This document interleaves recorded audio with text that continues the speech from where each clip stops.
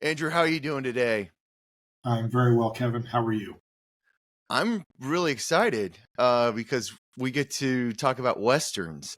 And I've heard that you really enjoy Westerns. I do enjoy the occasional Western movie, so I am excited anytime I get a chance to talk about Westerns. So, what makes for good Western? And what makes a Western literary? Makes a Western literary. Those are good questions. Well, when the Western was at the height of its powers, it was so popular that there were so many different types of Westerns. So it isn't one thing that makes a Western great because there's no one thing that makes a Western a Western. The wonderful thing about the Western is different Westerns appeal to different people. So this sounds like I'm, punting the question, but there are just so many out there that you can't boil it down to one thing. And I think that's a mistake people sometimes make, not only with Westerns, but with popular movies in general. We think, oh, this type of movie was popular because it was doing this one thing that appealed to everybody, which is not true. Uh, Movies are successful if they do different things that can appeal to different sorts of folks. As for literary, though, I think that term does come up a lot. Some, westerns, famous westerns, are based on novels, but those novels were not, pretentious literary exercises. They were popular. And so, when we talk about literary westerns, I think we're talking about a more highbrow take on the genre that we maybe begin to see more in the 1970s and still see to this day, let's say. Like a Lonesome Dove type? Yeah, well, Lonesome Dove, even though it's based on a book, the famous story with Lonesome Dove is Larry McMurtry actually originally conceived of that story as an epic Western film that was going to star John Wayne, Jimmy Stewart, and Henry Fonda. Oh, man. And as the story goes, he and I think it was Peter Bogdanovich that he was working with were able to get Henry Fonda on board, and they were able to get Jimmy Stewart on board, but the Duke wouldn't do it. So eventually McMurtry, pivots and turns that what was originally a script idea into a novel. So, and then it becomes a very popular and very successful television miniseries in the late 80s. Jimmy Stewart is one of my favorites in Westerns. And then you just gave three of the biggest names right there. Sure. Do you have a favorite actor or director? Yeah, I have all of the above. I love Jimmy Stewart. I like Jimmy Stewart a lot in Westerns. I like him in Destry Rides Again, which is a comedy Western from 1939. He's, of course, very good in the series of films from Anthony Mann. So I like Jimmy Stewart, but my favorite actor in Westerns and maybe in general is John Wayne. I think it's tough to top the Duke when it comes to Westerns. Yeah, that's what I struggled with as I was doing this research, because Yeah. I was trying to come up with a list of Westerns, and it was just John Wayne. So I'm gonna do I'm gonna do a list of underrated Westerns and a list of John Wayne. Yeah. No, I like that. I think that's a great approach. And one thing that happens with any kind of canonical art form is it kind of gets distilled down, and we begin to think that the Western was only John Wayne and John Ford and maybe a few other guys. It was actually a lot more than that. And even within the filmography of a Ford or a Wayne, there are underrated films, I would say. So one of the things that I hear the most with regard to Westerns is that it's sort of gone the way of disco. It's in decline. But I've always thought of it as, the golden era of Hollywood has vanished. So is the golden era of the Western part of that? Is the Western, what's the future of the Western? What's the trajectory? Yeah, no, that's a great question. And I like that framing because it's true that we don't have as many Westerns today as we did in 1948, but we also don't have as many musicals today as we did in 1948. We actually don't have in some ways as many big Hollywood productions as we did, because the media landscape is completely different. You know, movies, so feature films, occupy a much smaller space in our media diet than they did at a time, especially before television, when it was really only print and film and radio. So that's a great way for people to look at it. It's not just the Westerns changed; everything's changed. Um, yeah, Western dying out. Yeah, it's kind of a cliche that somebody is always declaring the Western dead. There's sort of like these two types of articles that you encounter, right, when you're reading about Westerns. The one is the Western is dead article, and then the other is, oh, look, the Western is back. And sometimes they're out at the same time. So how I encourage people to think about this is that the Western changed from a popular to a specialty genre in the 1970s. So once upon a time, Westerns were about popular appeal, but beginning in the 70s and then accelerating through the 90s, and this is the case today, the average Western that makes it to a cinema is designed to win awards. It's usually a filmmaker like a Tarantino or the Coen brothers, or it's an actor like an Ed Harris who wins an Oscar and then decides he wants to make a Western. It's just different. It's trying to attract a different type of audience, a more specialized audience. And that's, not a bad thing, because that means we still get Westerns. But, attempts to make just sort of blockbuster popular Westerns invariably fail. The Lone Ranger failed, Magnificent Seven remake failed. But when there's a kind of overriding interest, like a Tarantino, for example, or a Coen brothers, then people are interested in the Western in big scale. So that's, I think, the way to think about the Western. And that's sort of been the second chapter of the Western's story as a movie genre, going from a really popular genre for about 30 years to a more prolonged period of being more of a niche form. So part of what interests me about that is that Westerns, what I love is that Westerns, it's half a trip back to the Wild West, but it's also Hollywood. You're not getting a full Wild West experience. And what I find so interesting about contemporary Westerns, like you just said, is that they kind of add another couple layers to this. Yeah. Well, there are lots of layers at play. I mean, one other thing that happens in the history of the Western is, there's a kind of implicit argument when a new Western comes out. It's saying to you, those old Westerns, that was all fake. This is the way it really is, right? But this happens. So, the joke I like to tell is that I have, no question that when movies like McCabe and Mrs. Miller, Little Big Man, and films like that came out in the 1970s, I am sure that audiences saw those and thought, yes, this is the way that the West really was. But when I show those films to my teenagers in class today, they do not look at the sideburns and the bell-bottom pants and think, yes, that was how the Old West was. I mean, what we're really dealing with is not realism, but verisimilitude, aesthetic standards that change over time. So if you have that mindset, then you can appreciate a Western from the 50s for being, yes, a reflection of the Old West, but more a reflection of what we thought the Old West looked like in the 1950s. And the same thing happens in the 90s, and the same thing is happening today. I mean, the Western is ultimately fantasy. It's, in a way, it's always been more fantasy than reality. And I think that's part of the appeal. It's it's an imaginary space where you can imagine yourself living a more exciting and authentic life. And a scary one at times. It's like, I could get hanged today. People are getting hanged a lot. Well, that's the other funny thing about Westerns is, of course, historically, you were about 1,000 times more likely to die from a disease than from an outlaw or an Indian's arrow. But you wouldn't know that from watching Westerns, because it's dramatization of history. It's to make it very exciting. Have you played the Red Dead Redemption games? Of course I have. Of course. Good answer. I take it you're a fan. I like the games. Actually, I'm editor of a book series, and we put out a book on Red Dead Redemption last year, which I'm really proud of.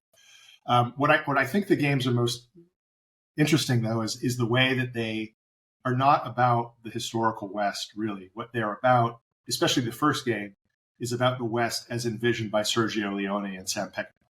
Hmm. And the second game gets away from that to a certain degree, but it's really about how the West has been mediated through layers and layers of popular culture, which I just find fascinating. And what Red Dead Redemption allows you to do, which you can't do when you watch a movie, is you can just exist in that world, right? Like, yes, you can rob banks, and you can have shootouts at high noon, or you could also fish all day.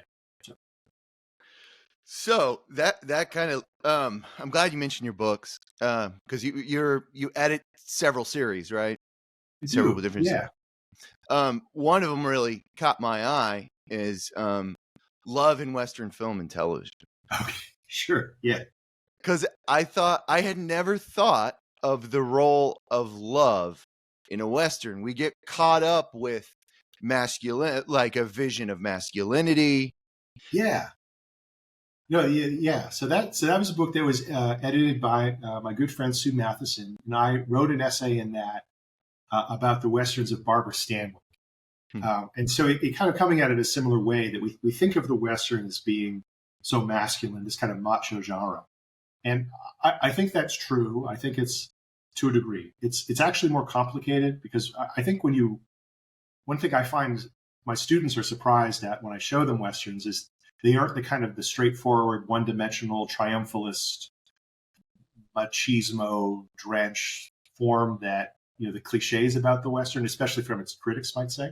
But it's still it's still a masculine genre.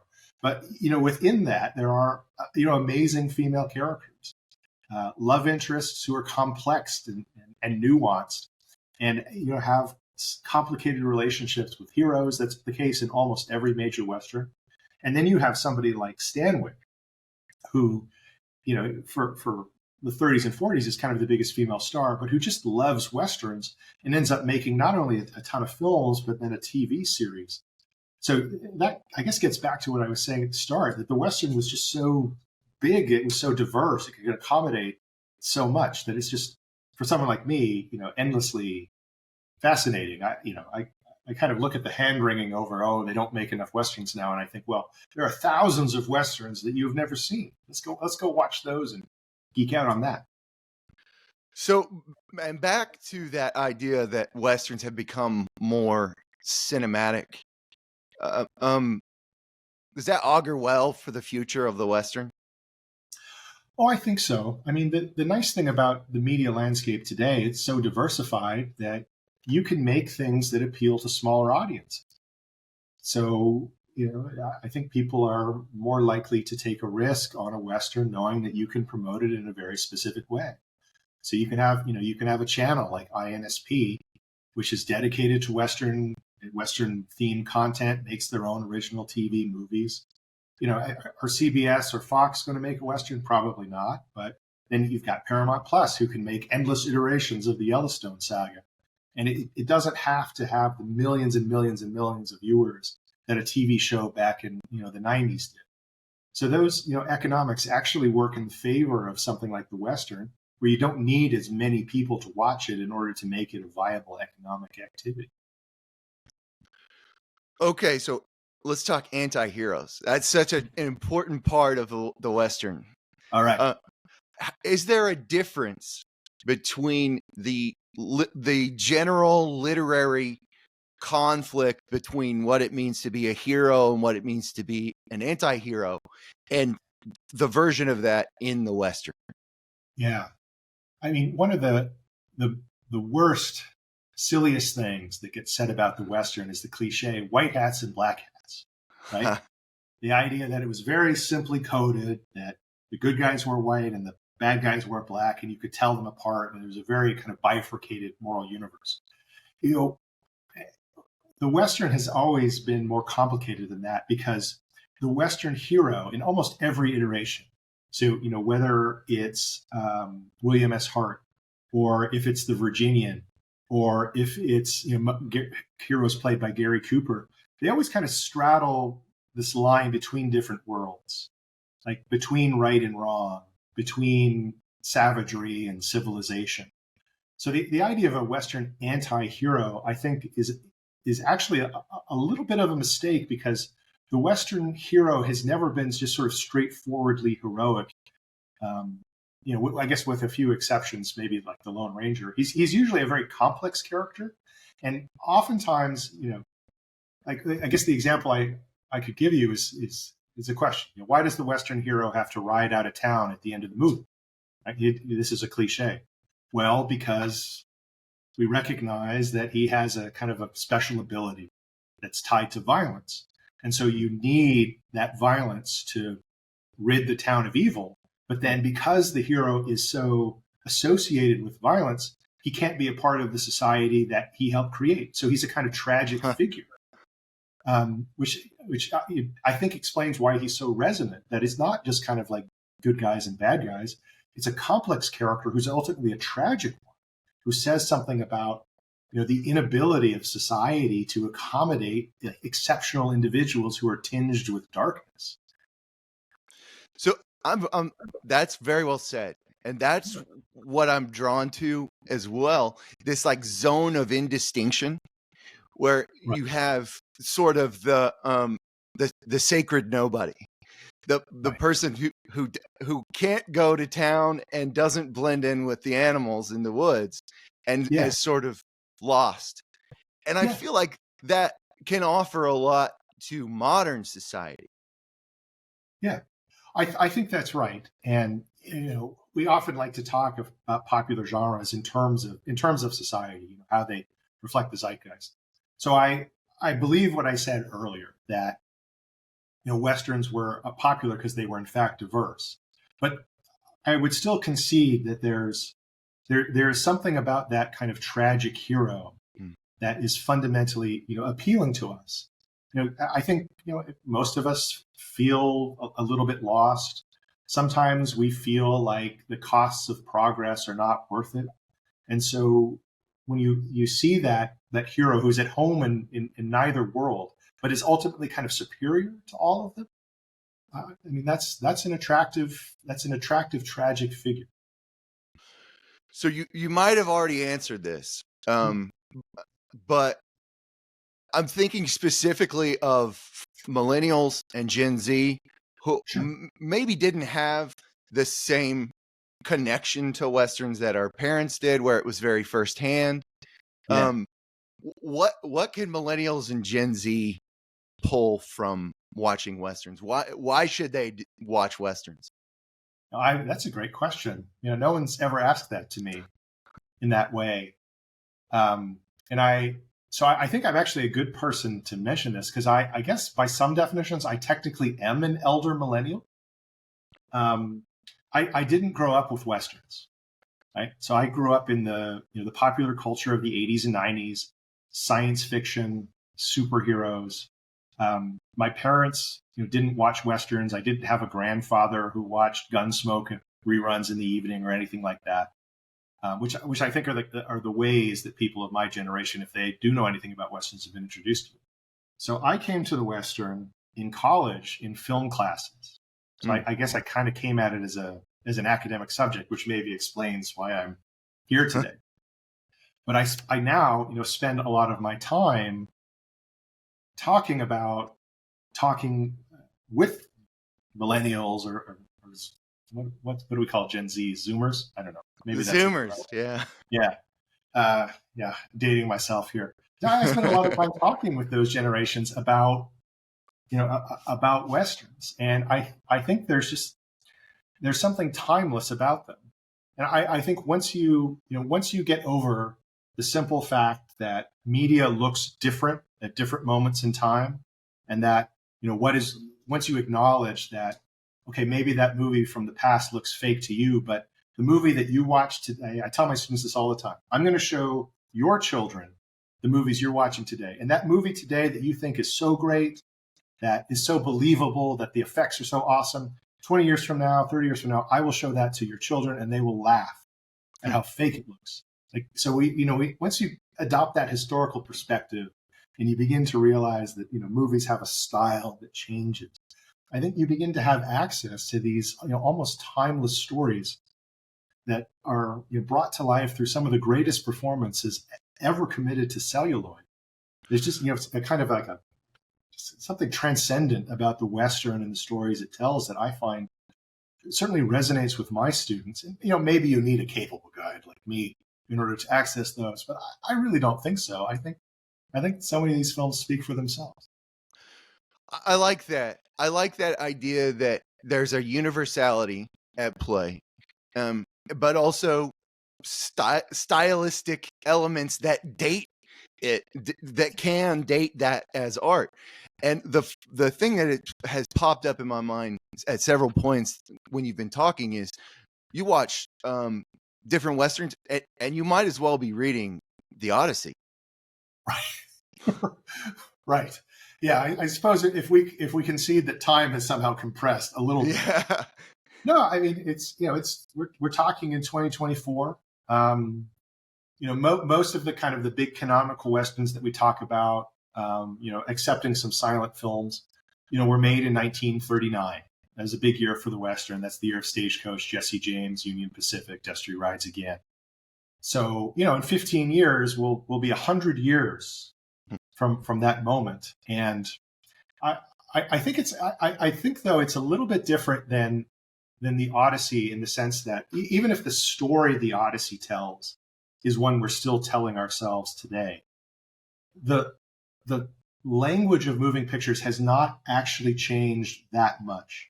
And anyone who's been to film school will know this, that really after the 20s there haven't been that many revolutions. And why should there be? Because it's only been 100 years. That's the great thing about film and studying film. And I tell this to my students all the time, is that you can take one of my classes or maybe two of my classes, and over the course of a year you can get a pretty good sense of the entire history of the art of cinema. So 100 years, 150 years. But if you were to take an art history class or a class on ancient medieval literature, that 150 years, that could be a day. So there's there's a benefit to looking at film as a young medium. And I think that those continuities actually make it easier for you to get over what you perceive to be the kind of the trappings of artificiality. I think that's a great advantage that film historians have over historians of other art forms as teachers, and also as just people who like to enthuse about the art that they love. So are we going to see like a cinematic version of Renaissance or like eras like the Golden Era, Yeah, that's a great question. I mean, those terms have already been used to describe the Western. So, many people talk about something called a classical Western, which is the Western, roughly from the late 30s to the mid 1960s. So that already exists, and that lines up with something you mentioned earlier, the idea that there was a golden age or a classical Hollywood cinema. So, those ideas that have come to us from, our appreciation of art history have already been applied to film. But, whereas a classical age of an art form could last for hundreds of years, with film, it's a matter of, a few decades. So we already talk about it that way. We already, we think about the Western as having a kind of golden age and then a revisionist age and then a parodic age. And one thing that I have tried my best to do in my career is tell people that that is not a productive way to think about the Western or really art in general. The idea that there's a kind of like a predetermined evolutionary pattern of experimentation, and then it reaches classical perfection, and then there's revision, and then it declines into parody. And the Western, you can hand select Westerns that fit that, but there are just so many that defy that paradigm. That genres are constantly revising, recombining, and so films that we might think of as being classical today are in fact incredibly revisionist. Like films like The Searchers or High Noon, which most people would call classical Westerns, were really at the time very self-conscious, very critical, very revisionist texts. So that historical perspective, I think, is helpful, and gets us back to trying to appreciate what the films were actually doing at the time, and getting us away from grand narratives about how art or maybe just society in general develops. I like that. And I one question I have is about like is the acceleration of society and technology that we're experiencing, is that kind of why we're cycling through um it seems like we're cycling through everything very quickly. Yeah. Well, it could be. I mean, I think technology has a part to play, but part of that is just, and this is kind of speculative on my part, but I'll go there. It's just the diversity of media, right? So in Homer's time, you have an oral tradition by which things can be passed down. So you've kind of got a couple of options. You can either speak it or you can write it down. Mm. Right now, when we look at a Western, the Western as a genre is not confined to a single medium. Right. So you can look at the Western's lifespan in film and you could think it's quite short. But if you were to look at it as a genre that also included painting and literature and sculpture and now video games, you would come up with a much longer and more diverse timeline. So I think that's the difference, that we just have more representational media at our disposal. Different places in the same genre can pop up, and that's a great thing. It also seems like the best genre that I've encountered that I can think of, which forces you to slow down. Yeah, slow down. That's interesting. Um, Slow down. So, what do you mean by that? Like, are you talking about when you watch a film, it's how you feel? Yeah. Like, tell me Yeah, more. yeah, no, absolutely. So I was watching Slow West last night. Great So movie. that Great oh, movie. beautiful, Yeah. absolute, just artistic mastery at work. Um, Yeah. but I felt this. I had this experience that I often have with westerns, where it's like, even if there's a gunfight at the saloon, and you know the anti-hero is the only one who survives, you get these moments of in-betweenness Right. that it forces you to kind of linger. And even if it's like a fast-paced western, it Yeah. seems like even like the enormity of nature is Yes. sort of breathtaking in a way that slows you down. I think that's right. Slow West is a great example of that because the film is actually very short. It's actually under 90 minutes, but it has some features that we might think of as being quintessentially Western. So those, I mean, and it's the film that was filmed in New Zealand. Not that that matters anymore, but the epic shots of the landscape and the characters moving through the landscape. You get a sort of a sense of the enormity of the space and just how much time it takes to traverse it. I certainly think that that's a key part of the Western. And the way you describe it is right, that even Westerns that, have dramatic moments, there are still these interstitial moments, let's say, of picturesque shots of the landscape, the characters moving through the landscape that do kind of evoke a more maybe contemplative, I don't know, position in the viewer than you might otherwise. Yeah, I like that. Yeah, there is an element of, you got to sit next to the lake and look at the still water with him Yeah. as well. Yeah. So was there a moment when you began to encounter westerns for the first time in these classes? Was there like a kind of humane moment, or what was that epiphany like? Was there a Yeah. certain movie that spurred it? Yeah. No, I appreciate you asking that. There was, in fact. I don't get to tell this story very often. So the film for me that I kind of identify as that epiphanic moment Hmm. where I maybe didn't know it at the time, but ended up committing a significant portion of my life to westerns was a screening during my undergraduate degree of Once Upon a Time in the West. Oh. Now, this was a while ago now. I mean, I said millennial, but elder millennial. So Once Upon a Time in the West is Sergio Leone's fourth Western. And at the time, it was very hard to find this movie. So you could find it on VHS, but then it was cropped. So we have this beautiful widescreen film that's cropped down to the old 4:3 aspect ratio. So one of my professors had a Laserdisc copy of Once Upon a Time in the West from Europe. that was going to be, the right aspect ratio, digital quality, Laserdisc, very advanced at this time. And he arranged a supplementary screening, so an extra movie screening on a Friday afternoon. And, again, I became a professor, so obviously I was the type of guy who went to those things. And, it's maybe me and 5 other people who start in the cinema watching this. And then by the end, I look around and I was probably the only one there. But as I was watching it, I just I don't know, just was overcome with the sense that this was just like the epitome of cinematic art. Yeah. And it's maybe appropriate because Once Upon a Time in the West is a very self-referential film. It's a Western about Western. So I guess maybe it's like an academic film almost. It's almost like a thesis about what the Western is. So maybe in the grand narrative of my career, that makes sense that it was that film that got me excited about the possibilities, because it was a film that itself was looking back on and referencing the totality of Western movie history up to that point in time.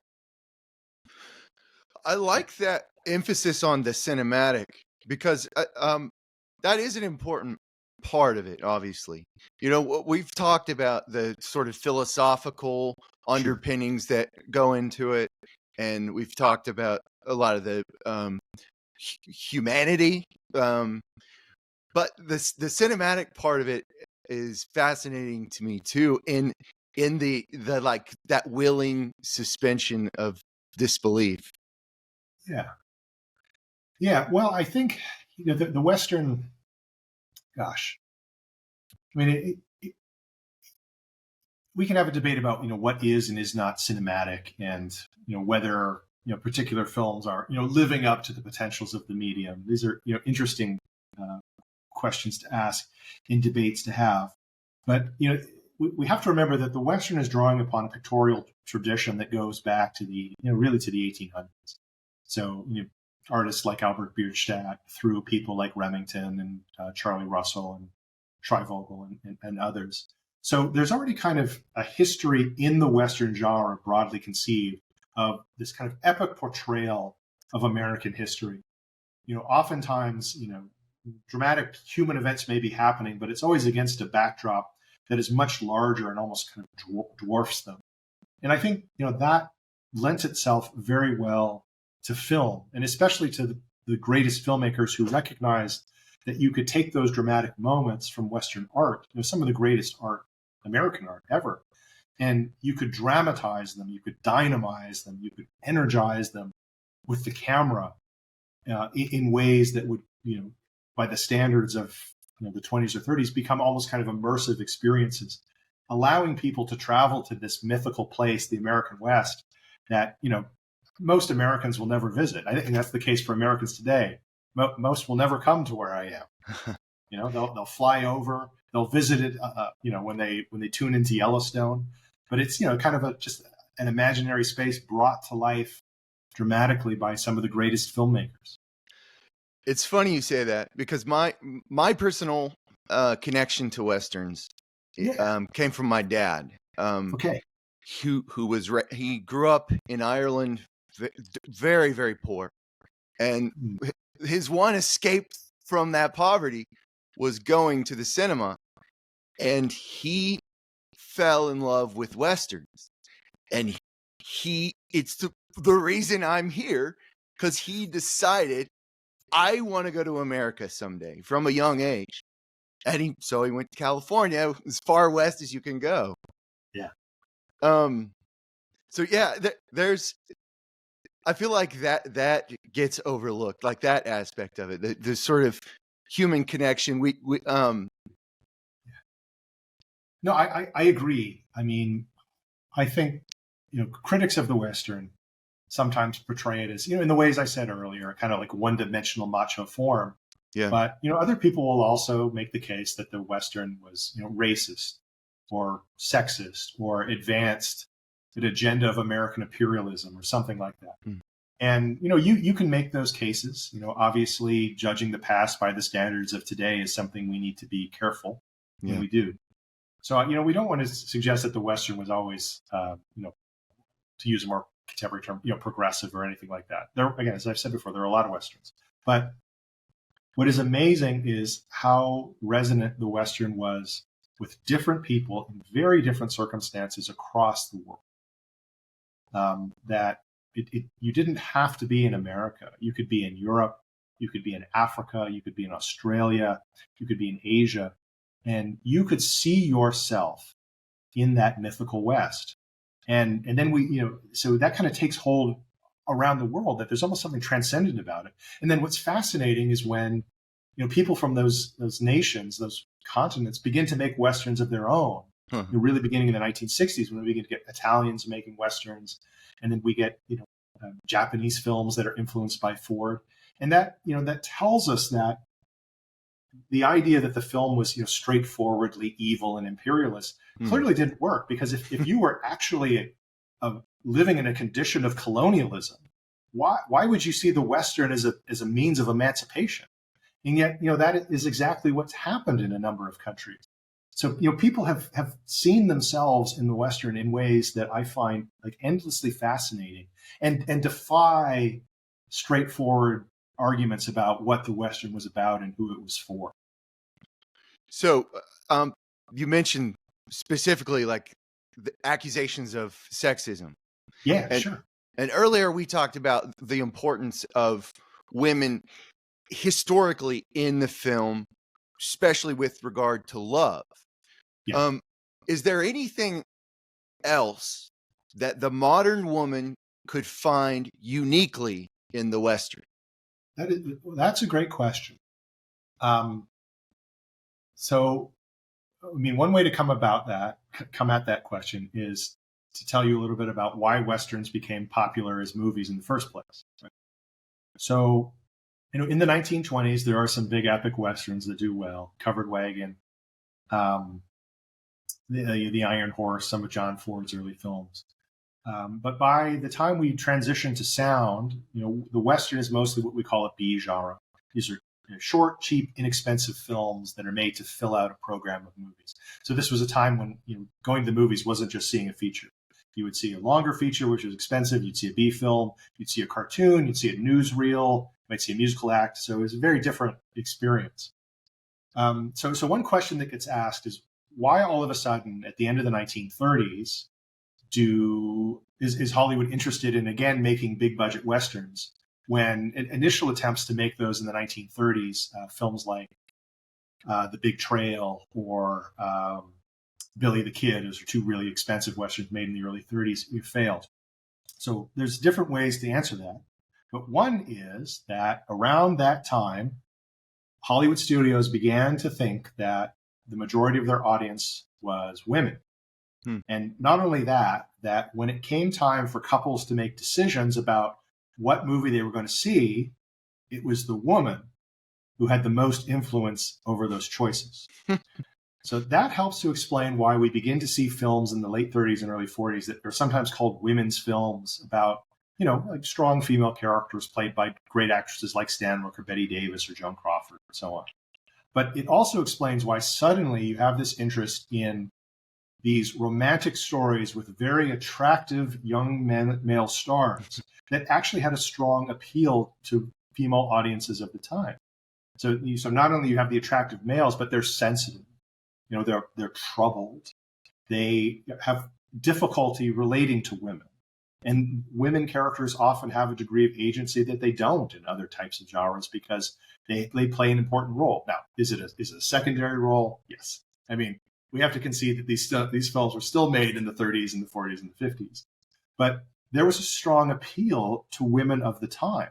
And I think there's still something of that for women today when they look back with fresh eyes.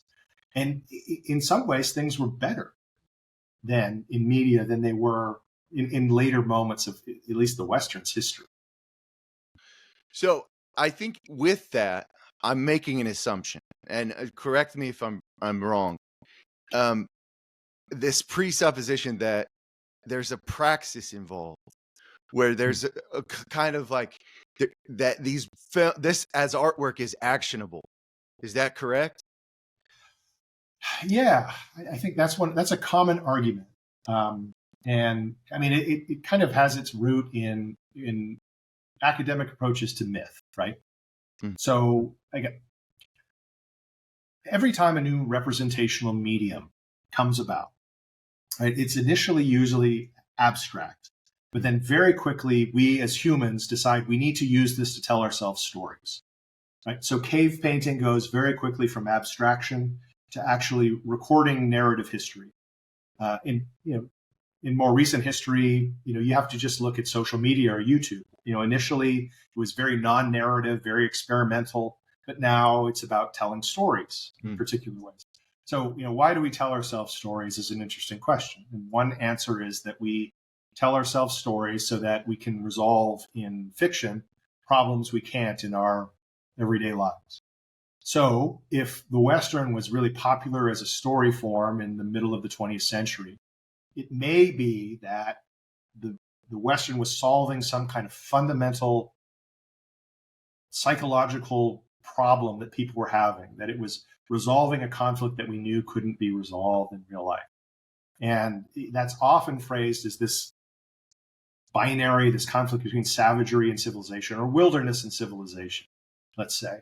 Right? The idea that these are opposed, that America was carved out of a wilderness with a westward moving frontier on which the forces of these, savagery and civilization were fighting on a daily basis. Now that's an oversimplification of history, but it is true that is the way America was formed as a nation, a westward moving frontier, which is different than almost every other nation on earth. And even Canada had a very different frontier than did the United States.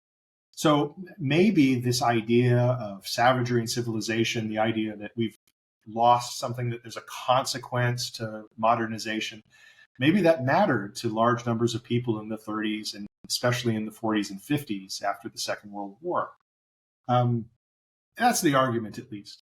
But I find that far too simplistic. And there are just so many Westerns that aren't about that you have to ignore to make those arguments work. So again, I would go back to the Western was popular not because it did one thing or meant one thing, because it did so many amazing things that so many different types of people could watch a Western and say, yes, this is for me. That's the amazing thing about it, that I think we lose sometimes. I like that emphasis. And part of what captures me, part of what stands out to me is it's sort of like a pre-Nietzsche world that we're participating in when we watch a Western. Right. And I think an important part of that is a total lack of cynicism about the role or existence of God, specifically Christianity. What role do you think Christianity plays in Westerns, or even to a lesser extent, kind of vice versa? Yeah, that is a really interesting question, and I don't get to talk about this very often, if not ever. But I guess this would be the platform where we would have this conversation. Oh yeah. Which is cool. I would say that the Western is in many ways, in its most famous iterations, so like a film like The Searchers, let's say, skeptical of authority in a way. And I think with that skepticism of authority comes a kind of skepticism of religion. Many Westerns are, so where does Christianity pop up in the Western? So John Ford's films are suffused with hymns, right? Like Shall We Gather at the River is, it plays almost every 10 minutes in The Searchers, for example. And yet, without outright criticizing the belief system that produces that kind of hymn, it emerges at moments where it suggests that is not sufficient for us to advance as a society, or we can't just solely place our faith in that. And I think that maybe that's reflective of a broader position of religion in the United States, which has always been one of kind of an ambivalence in some ways. I don't know if I'm making sense. I might have to refine these thoughts a little bit. I like the social framing that is involved here. The other thing I would bring up too is one place in the Western you often see Christian figures is as missionaries, right? And oftentimes the missionary characters they actually don't know what they're getting into. They are wrong-headed when they're trying, some of their Christianization of the Indians, or they are just crazy thinking they could go out into the wilderness, and they need the help of these like savvy, tragic characters who, ultimately are usually excluded from the religion as well. So you wrote, still in the saddle, is about the 70s era, right? It is, yes, 69 to 80. What happened in that era that was unique to Westerns? Yeah. So that was the Western's last great moment as a popular genre. That was the last real period where most weeks of the year there would be a Western playing near local cinema. Right? So there is a common story that's told about this, and it's kind of a story that lines up with some of the things I said earlier were wrong. Right? So the idea that this was a moment when the Western became revisionist, that suddenly the sort of triumphalist ideology was no longer appropriate, at a time when American imperialism seems to have reached its endpoint with the Vietnam War, when we see crises at home and abroad. The idea of gun-toting heroes riding into a trouble spot and coming out unscathed is maybe not as tenable. That's the argument. And part of that is new filmmakers like Robert Altman or Arthur Penn or even Sam Peckinpah begin to make different types of Westerns that inveigh against the violence, racism, and greed of the frontier experience, let's say. And then that lines up with what we think of as America during the 70s, a kind of a time of decline, a time of malaise, in the words of Jimmy Carter, and so on. So what I try to show in the book is that is a strand in a more complicated story. That at the same time as those things are happening, the most popular Western star is still John Wayne. The most popular Western movies are by and large John Wayne's. That some of these revisionist films that are celebrated by critics are not enjoyed by audiences. So even when the Western was on its way out as a popular genre, it was still incredibly heterogeneous, suggesting that it was trying to appeal to different types of people. So I try to tell that story and to recover some of the remarkable variety of the Western at a time when it was declining. And I kind of make the case that variety at that moment is in fact reflective of what the Western had always trying to appeal to lots of people, always reinventing itself, and always kind of remarkably dynamic. One of the many interesting things about John Wayne is he's primarily, I mean, he's in war movies and all kinds of things, but he seems to be, unlike Jimmy Stewart and Gary Cooper and all those guys, he's primarily the Western guy. Yeah. What is it about John Wayne that captures us? Yeah. Well, I don't think John Wayne is the Western, right? So I think we've reached a point where for some people John Wayne is the Western. Gotcha. But John Wayne is, as much as Wayne said many times that he was always playing himself, right? I don't act, I react. Many delightful quotes from the Duke about his acting methods. He was in fact a very skilled performer who probably at his best moments was able to offer audiences important variations on the persona that he had crafted. So, The Searchers, another film behind me, is a great example of this. Right? That is a film where John Wayne, all-American hero, is a sociopathic racist. Right? I mean, that's what the film is, and that's part of the power is John Wayne, who was a great performer, doesn't get the credit he deserves as an actor. He was a great performer, is able to kind of, at John Ford's prodding, dig deep and find something within himself that is truly terrifying, is maybe one of the greatest performances ever committed to celluloid, and is so appealing because it's still, that hero is still in there. Right? It's still the Western hero we want, but it is the darkness to a degree that we haven't really encountered. And so Wayne was able to do that. And I think a lot of his roles are are a little more complicated than a kind of a straightforward the Duke playing himself. I mean, to your question of though, why John Wayne and the Western of that kind of close association, he made more of them, and he made better Westerns in general, and he made more popular Westerns towards the end of his life. So, there isn't really an equivalent in the career of Jimmy Stewart or Henry Fonda or Kirk Douglas or Gary Cooper to True Grit or even The Shootist. Right? The idea that this guy who made great Westerns in the 30s and the 40s and the 50s was still making great Westerns in the 60s and in the 70s. So his longevity, the fact that he kind of, with the exception kind of the silent era, is sort of there at every significant moment in the history of the Western from 1930 up to 1976, just means that he's kind of the main character in that story. And that's actually part of why I wanted to write Still in the Saddle, is to recover the role that he played even towards that latter chapter of the Western and his career. So that description you gave of John Wayne in The Searchers, as sort of like you see it with Peter Fonda a little bit, where it's just kind of gross in some of the later films. I feel like Tarantino did a really good job of capturing that with Leonardo DiCaprio. Oh, sure. Oh, in Django Unchained.